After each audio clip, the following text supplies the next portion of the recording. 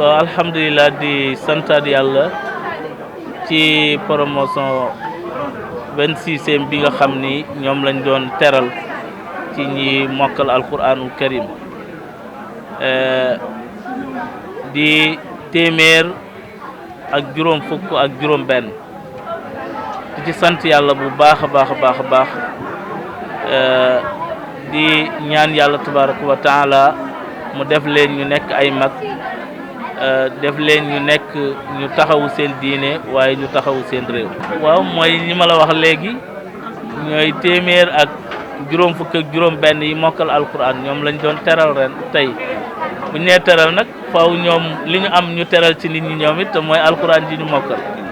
yaakaar naa gis nga am na ñu ci jot a tari. waaw alhamdulilah boobu ñu ngi ci avancé teg nañu première pierre bi depuis 9 septembre. liggéey bi mu ngi commencé forage bi daanaka mën naa wax ni ak satado bi pare na daanaka mois de juin bii ñu nekk ci fin bi dinañ ko réceptionné jumaa ji itam commencé nañ ko barkeeloo ko li yonent bi defoon bi mu ñëwee Médine li mu jëkkoon a taxawal mooy jumaa incha allah di ñaan yàlla yeneen yi ci des itam ñu dal ci sóobu lu gaaw. waaw fii formation bi ni mu demee mooy li ñuy jëkk a def mooy jàngale alquran ba xale bi mokkal ko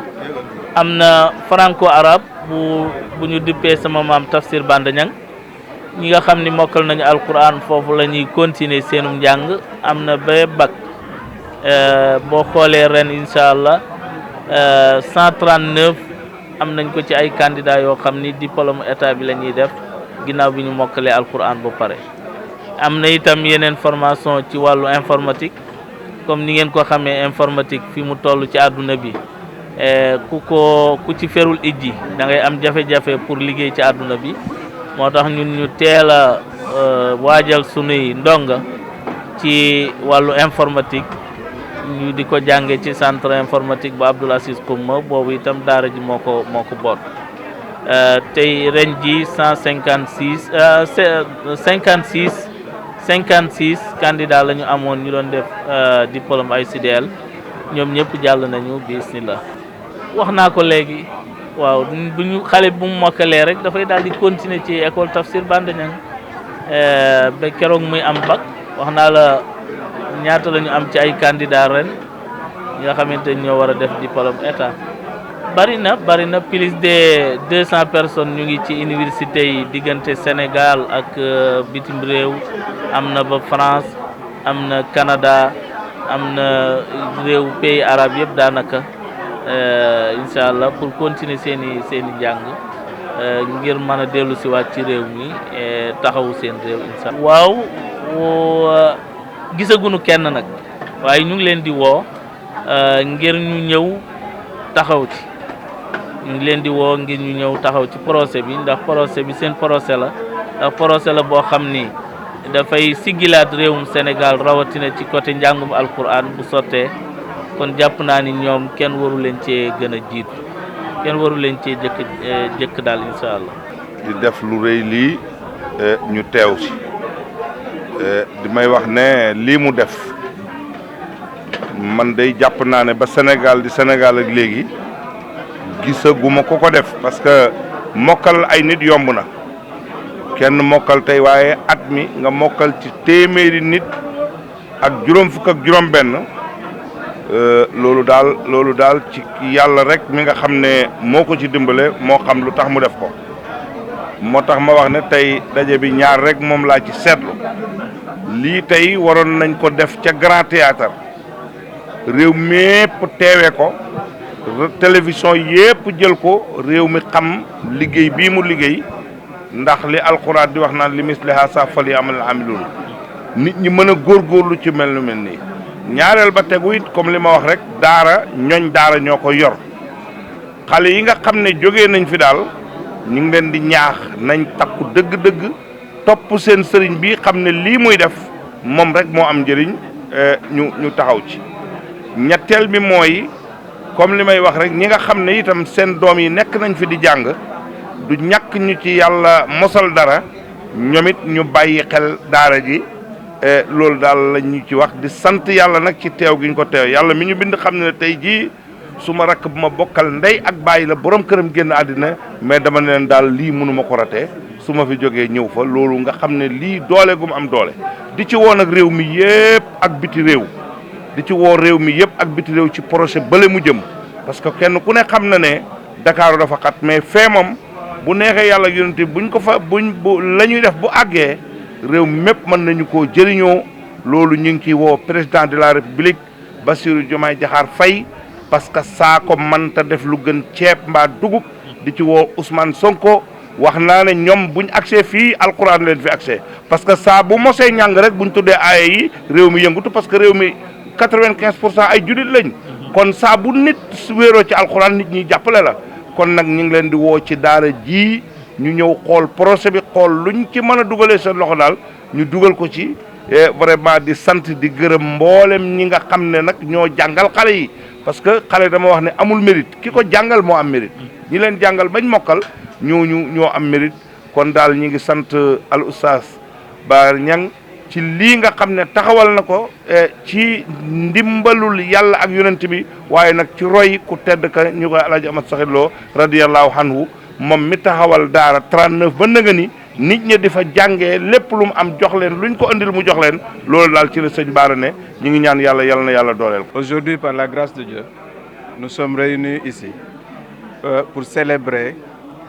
les élèves, les apprenants du Dara qui ont mémorisé le Saint-Coran. C'est un record. Nous voulons insister là-dessus, c'est un record que cette année, nous avons réalisé 156 Hafiz, c'est-à-dire 156 apprenants qui ont mémorisé la totalité du Coran. C'est une première dans ce pays. C'est une première dans cette école, dans cet établissement. C'est une première dans ce pays. Je pense que c'est quelque chose que nous voulions marquer très fort, même si tous les ans, nous organisons des cérémonies pareilles pour remercier et célébrer les enfants du Dara, les élèves du Dara qui ont réussi à mémoriser le Coran, mais également qui ont réussi à l'ensemble des autres compétitions. C'est des examens, des concours qui sont organisés au niveau national et où le Dara présente des candidats et où le Dara présente également, réalise des résultats remarquables. Cette année donc, je disais, c'est 156 Hafiz qui ont été réalisés, qu'on a eu dans ce Dara-là. Mais c'est également, puisque le Dara, c'est un institut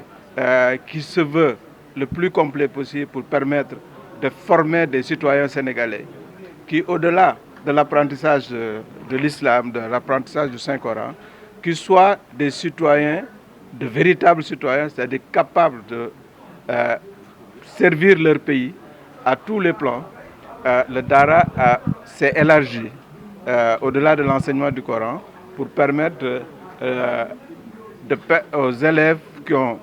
mémorisé le Coran, parce que c'est la base, il faut d'abord mémoriser le Coran, pour pouvoir faire d'autres types d'enseignements, notamment l'enseignement général et l'enseignement scientifique. Donc il y a ici, nous avons au-delà de ce Dara, un collège, c'est-à-dire un centre, une école franco-arabe, où les élèves apprennent le même type de programme d'enseignement que les autres établissements du pays et participent au même type d'examen, c'est-à-dire au BFM, au CFE, au BFM et au baccalauréat. Et je dois faire remarquer que par la grâce toujours de Dieu, les élèves que nous présentons à ces différents examens nous arrivent à réaliser des résultats qui tournent autour de 90, 95 jusqu'à 99% parfois. Cette année, nous présenterons, Inch'Allah, aux différents examens, au moins 136 candidats. Le Dara, Dieu merci, depuis sa création et depuis que le Dara commence à présenter des candidats, arrive à faire des résultats qui vont au-delà des examens nationaux. À ce jour, nous avons, cette année par exemple, nous avons une quinzaine de licenciés, 13 licenciés. Nous avons aujourd'hui des ressortissants de ce Dara-là